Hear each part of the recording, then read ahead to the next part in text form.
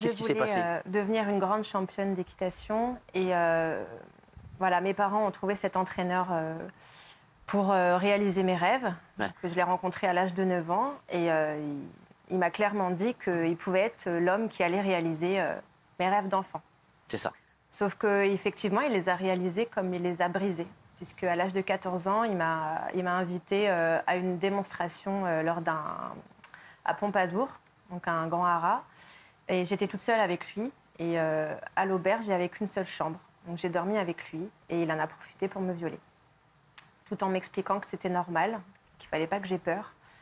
Et que c'était quelqu'un en qui j'avais totalement confiance, puisqu'un entraîneur, un père, un grand-père, une figure paternelle. Alors qui vous aviez une extrême confiance, voilà, vous aviez totalement confiance en lui. Et là, ce jour-là, qu'est-ce qui se passe? Tout s'écroule? En fait, non, parce que je ne sais pas ce qui se passe. Moi, je ne connais pas. Je ne sais pas ce que c'est que de l'amour. Je ne sais pas ce que c'est que des caresses. À 14 ans, on ne sait pas. Je voyais que entraînement, chevaux et c'est tout.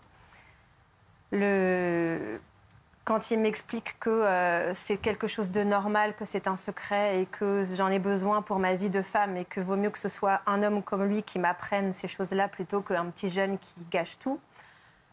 Bah, moi, j'étais pas l'enfant qui allait faire des soirées pyjama, des booms ou qui sortait avec les copains parce que j'avais pas le droit de le faire. Parce que en plus, vous vous entraîniez beaucoup, non? C'est ça? Oui, moi, le but c'était d'aller au championnat du monde. Ce que j'ai fait, c'était la seule personne qui allait réaliser mes rêves, mais il fallait passer par des étapes.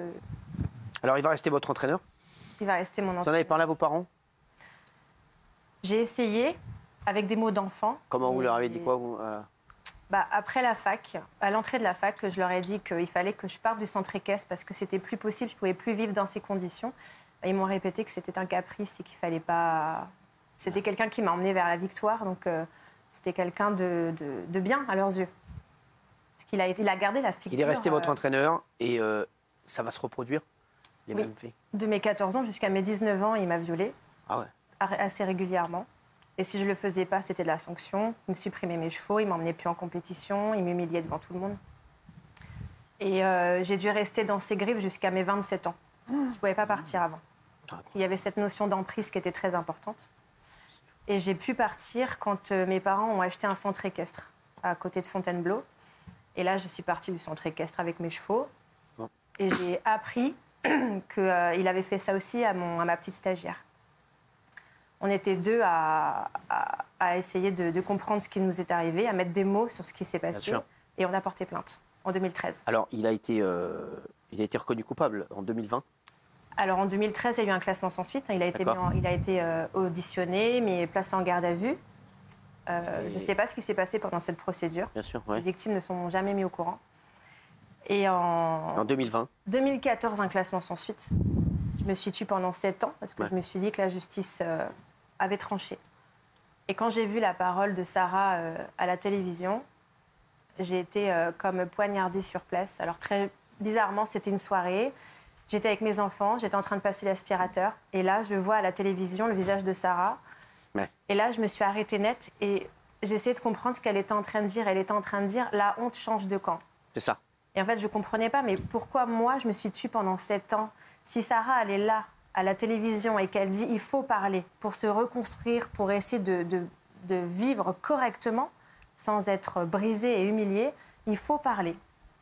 J'ai essayé de comprendre. Déjà, j'ai vu qu'elle avait fait un livre. Moi, je ne suis pas du tout une grande lectrice. Je ne lis pas. Je ne lis rien. Vous avez fait un très beau livre, en tout cas, Mon corps pour une... Oui, c'est voilà, vrai que j'ai écrit un livre, mais... Vous racontez... J'ai du mal à le lire encore. C'est vrai? Ah ouais. J'ai acheté le livre de Sarah et j'ai lu le livre en une soirée. Et j'ai corné toutes les pages. Parce que toute sa vie, c'était... La vôtre. La mienne. C'est ça. Et j'ai eu du mal à m'en remettre. J'ai essayé de joindre Emmanuel Anison, qui a écrit son bouquin. Ouais. J'ai essayé de tout retourner, de tout bousculer pour essayer de rouvrir ce dossier et de comprendre comment on pouvait la libérer, cette parole. Parce qu'on ne sait pas. Si on ne nous explique pas, on ne sait pas. Et grâce à Emmanuel, qui a écrit un article... avec Sarah. Voilà, Emmanuel Anison. Exactement. Qui a écrit un article dans le Nouvel Obs. Oui. Tout s'est déclenché, tout s'est ouvert. C'est-à-dire que la justice qui m'avait fermé les yeux a rouvert mon dossier. Jeunesse et Sport qui ne voulait pas m'écouter parce que j'avais aussi dit qu'il y avait mon agresseur qui était en train de travailler encore avec des enfants, parce qu'il habitait à 40 minutes de chez moi. Donc je savais qu'il avait plein d'enfants, des ados, des femmes qu'il avait abîmées. Il fallait agir vite, oui, en plus. J'ai eu des auditions, j'ai été entendue et il a été mis en examen, il a été placé sous contrôle judiciaire. On lui a enlevé son autorisation d'exercer définitivement, ce qui est assez rare. Et il a été condamné, il est décédé quelque temps. Voilà, le Covid l'a attrapé. Voilà, il est mort le 27 avril. Alors c'est dur, de se dire... En fait, je ne savais pas si j'étais contente qu'il soit mort, parce qu'il ne me verrait plus jamais, parce qu'il venait me voir en concours, il m'observait, il restait à côté de moi, il me suivait sur les réseaux sociaux. Enfin, c'était vraiment un pervers jusqu'au bout. Et d'un autre côté, je me disais, en fait, la personne qui m'a aidée le plus au monde, qui m'a appris tout, et en même temps qui m'a brisée, est mort. Mais cette emprise était toujours là. Comment faire pour se défaire de cette emprise ? Eh bien, c'est pas si simple.